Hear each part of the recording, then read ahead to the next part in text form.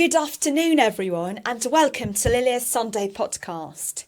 How are you doing? I feel that I'd actually like to have a conversation with you so that it's not just me rambling all the time, but you telling me about your experiences.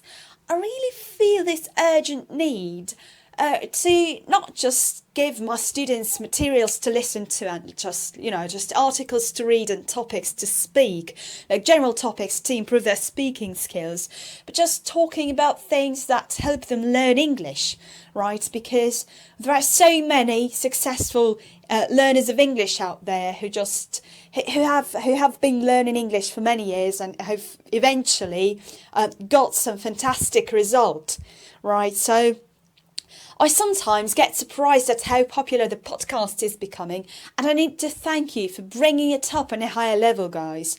I know that I'm a beginner podcaster, so your support means a lot to me, right? So please continue listening to the podcast and sharing your experiences with me. This means just the world to me.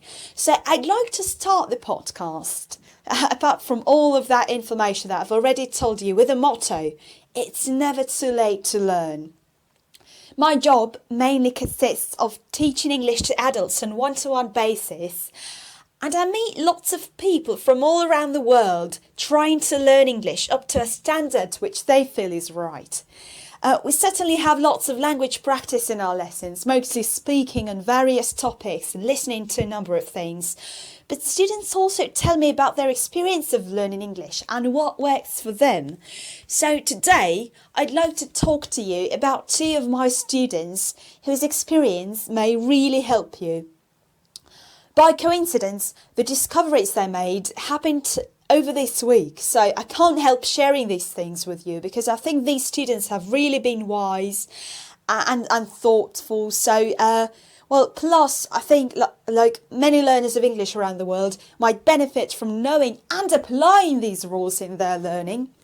So, without further ado, I'm going to get straight into the topic. Yeah, okay. So, And before I do that, I want to tell you a little story. So 9 months ago, a student came to me and said, "All right, okay, Lilia, I want to know English, and I want to learn it fast. I don't have time.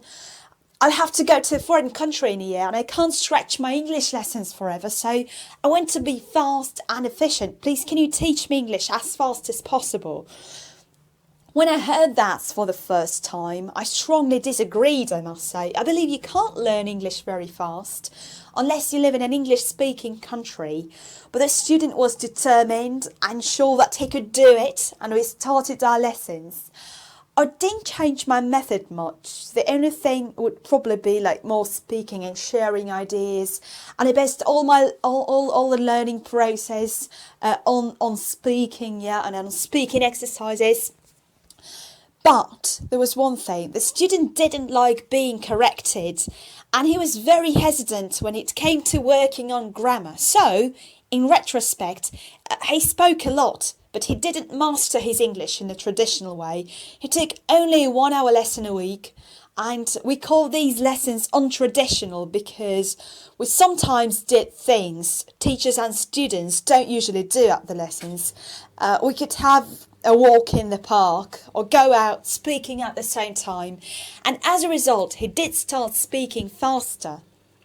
In language teaching, we have a term fluency, which means how well you can communicate your ideas with being understood and how fast you can do this. But still, he made lots of mistakes and didn't take much of what I recommended him. He didn't really take this info, that he didn't really take it into account. He'd become more fluent, but when he came to listening to something, or reading, or writing, he got absolutely lost and insecure, and he couldn't cope with the task. And one day he told me, "Well, okay, Lilia, I've realised that I can't go this fast. I need to slow down.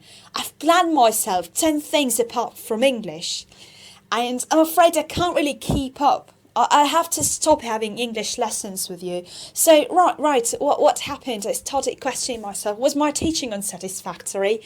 Am I a lousy teacher who can't help a student improve their English massively over a period of 9 months? But then I suddenly thought, well, he told me the answer himself. He's going too fast. And I realised this is the reason. You can't keep the fast pace forever. If you go to a gym, right, you can't work out for 12 hours at the same pace. You sometimes have to slow down, right? The same with English. Don't try to go too fast. The thing you need to do is build the base, and it takes a long time. After you have built the base, you may go faster, but not before you do it. So base building, let's call it base building, all right? Base building. Base building is the point that the second students made over this week. You do need a base to build up your further knowledge on it. You can't ignore the ground floor and start building the top floor in the air, can you? If you go too fast on the base building stage, you're likely to lose important building bricks on your way that you'll need for further learning. You need to know when you start, it takes a lot of time. So be prepared to put this effort into your learning, but don't expect a super fast result. Some methods work better than the other, that's for sure, but you shouldn't think that you can learn English in 3 months up to from the beginner level to the level of a native speaker. That's impossible. And you shouldn't believe people who tell you that you can do that, because that's 99%, that's a lie, right? If you have a base, if you already built it, you'll do it. You'll do it faster, you'll learn the language faster, but if you don't, you'll have to build it, and that will take time. And after you do it, believe me, you'll fly up like a rocket, but you can't skip the base building stage. It's very important. Yeah, okay, so those are the 2 points that my students have made over this week, and I really wanted to share them with you because I think they're very important on your way to knowing English. And when I'm saying knowing English, I mean like really not just knowing the rules, or just being able to explain the rules if when it comes to just explaining basic grammar or something like that. By knowing the language, I mean like being able to communicate using this language, and being able to basically to express what you think, to express your thoughts, and just basically feel confident when you're listening to a native speaker, or another person just using this language. Right, okay, so thank you very much, guys, for listening to Lilia's Sunday podcast. Massive thank you. So please listen to it, keep listening.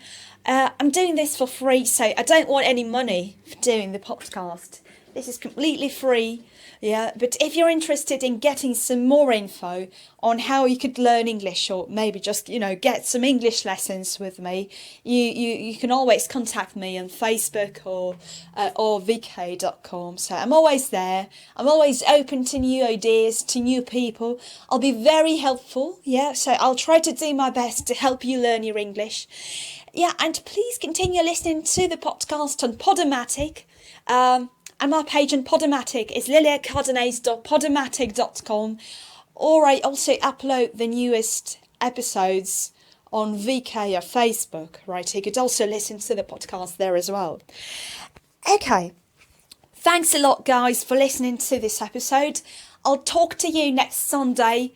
Have a fascinating week. Right, don't get really stressed out because it's autumn, and it's rainy and windy and the weather is not as good as you expect, but this is autumn, guys. Yeah, and autumn is fantastic because you can just snuggle in your bed and just do some nice things that are not as enjoyable in any other season.